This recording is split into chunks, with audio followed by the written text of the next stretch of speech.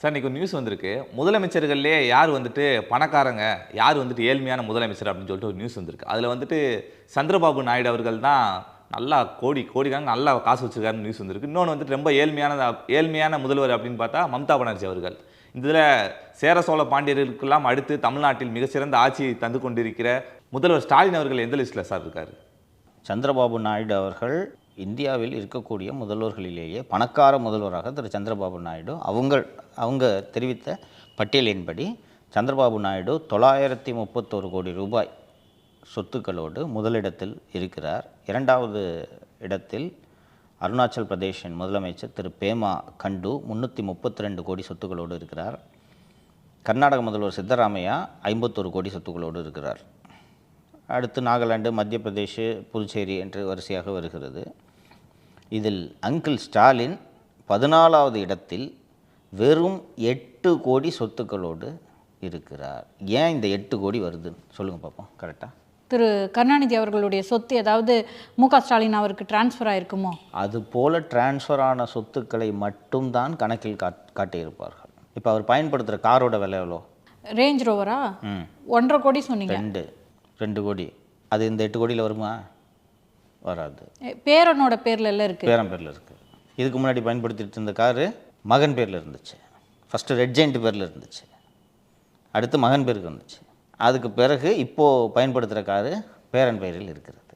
அவர் கையில் ரெகுலராக கட்டுற வாட்ச் மட்டும் 1.5 கோடி, 45 லட்சம், 50 லட்சத்துக்கு 3 வாட்ச் கட்டியிருக்காரு இந்த 3 வருட ஆட்சியில். இந்த துபாய் போனாங்கன்னு சொன்னேன்ல, அதில் வாங்கினது இந்த வாட்ச். அப்போ அதெல்லாம் வேறு யார் பேர்லேயும் இருக்குது? வாட்செல்லாம் என்ன பேர் காட்டணுன்ட்டு என்ன இருக்குது உங்களுக்கு? இன்னொன்று மர்ம பேரில் இருக்கும். அதான், ஏன்னா அசையும் சொத்து அசையா சொத்துன்னு வாட்செல்லாம் கூட வந்துடும். வரும், பெரிய அமௌண்ட் இல்லை. இன்னொன்று கணக்காட்ட வேண்டியதே இல்லைன்னு நினச்சிருக்கிறாரு அவர். ஸோ இவங்க பேரில் இருக்கிற சொத்து என்னன்ட்டு பார்த்தீங்கன்னா இந்த மாதிரி வச்சுப்பாங்க. கருணாநிதி பேரில் கடைசி வரைக்கும் கார் இல்லை தெரியுமா? இவர் பேரில் கார் இல்லை தெரியுமா?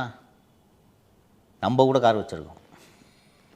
ஆனால் பார்க்குறவங்க முதலமைச்சருக்கு காரே இல்லாமல் எவ்வளோ ஏழப்பா அவர், ஆனால் போகிறது எத்தனை கோடி காரில்? 2 கோடி. ஸோ இதெல்லாம், ஆனால் அந்த வகையில் பார்க்கும்பொழுது திரு சந்திரபாபு நாயுடு அவர்களை நான் பாராட்ட வேண்டும். இல்லை, அவருக்கு வந்து விவரம் பத்தலைன்னு நான் நினைக்கிறேன். இது மாதிரி இந்த கோபாலபுரம் குடும்பம் மாதிரி வேஷம் போடுறதுக்கு சந்திரபாபு நாயுடுவுக்கு தெரியவில்லை. ஸோ இந்த அங்கிள் ஏழ்மையான அங்கிள் என்று மக்கள் நம்ப வேண்டும் என்பதற்காக இவருக்கு வெறும் 8 கோடி சொத்துக்கள் என்று இதில் பதிவாகி இருக்கிறது. அது இந்த உளுந்தையில் பண்ணை வீடுலாம் இருக்குதுன்னு நான் சொல்லியிருந்தேன், அதெல்லாம் இதில் வருது. அதெல்லாம் ஒரு பேரில் இருக்குது. தஞ்சாவூரில் அவங்க நேட்டிவில் கொஞ்சம் ப்ராப்பர்ட்டிஸ் இருக்குது. கோபாலபுரம் வீட்டில் ஷேர்ஸ் வரும். மீதி எல்லாமே பார்த்திங்கன்னா இந்த மாதிரி வச்சுருப்பாங்க. மர்மம் பேரில் எழுதி வைக்கிறது, மகன் எழுதி வைக்கிறது. பேரனுக்கு எப்படி எங்கேருந்து 2 கோடி கார் வாங்குறது வருமானம் வரும்? நம்மள பார்த்தா லூஸ் மாதிரி தெரியுதா? அந்நியார் பேரில் இருக்க வாய்ப்பு இருக்குது. அந்நியார் பேரில் இருந்தால் டிக்ளேர் பண்ணோம். அப்படியா? ஆமாம், ஸ்பௌஸ் இது. அந்நியார் பேரில் கூட இல்லையா? அவங்களும் ஏழை. அவங்க பேரில் கூட ஒத்த கார் இல்லை, ஸ்கூட்டி கூட இல்லை. ரொம்ப வறுமையில் கஷ்டப்படுறாங்க. சித்தரஞ்சன் சாலை வீடு உங்கள் பேரில் இருக்குது. அதெல்லாம் சேர்த்து சித்தரஞ்சன் சாலை தான் இதில் அதிக விலை உள்ள ப்ராப்பர்ட்டியாக இருக்கும். எல்லாம் சேர்த்து வெறும் 8 கோடி. ஏழை சிஎம். ஏற்கனவே கொடுத்தது இருக்குல்ல. இப்போ கவர்மெண்ட் வேல்யூவேஷன் படி சித்தரஞ்சன் சாலையோட ரேட்டெல்லாம் கம்மியாக வேறு இருக்கும். கம்மியாக வேறு இருக்கும். மாடியில் ஸ்விம்மிங் பூல் இருக்கிற வீடு என்ன விலை இருக்கும் சித்தரஞ்சன் சாலையில்? கம்மியாக வச்சுருப்பேன்.